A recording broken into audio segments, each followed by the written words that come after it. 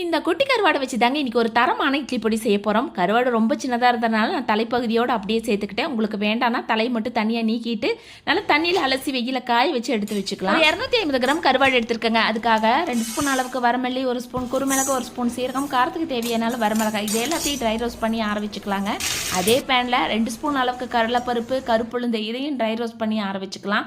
ஒரு கைப்பிடி அளவுக்கு கருவேப்பிலை, கொஞ்சமாக கல்லுப்பு சேர்த்து எண்ணெய் இல்லாமல் வறுத்து அதையும் தனியாக எடுத்து வச்சுக்கலாங்க. இது கூடவே ஒரு 4-5 பல் பூண்டையும் ட்ரை ரோஸ்ட் பண்ணி எடுத்து வச்சுக்கலாங்க. அடுத்து க்ளீன் பண்ணி வச்சிருக்கிற கருவாடை நல்ல பொன்னிறமாக வர அளவுக்கு வறுத்து எடுத்து வச்சுக்கலாம். வறுத்து வச்சிருக்கிற கருவாடை தவிர மற்ற எல்லா இன்க்ரீடியன்ஸையும் மிக்ஸி ஜாரில் சேர்த்து கொரகொரப்பாக அரைச்சிக்கலாங்க.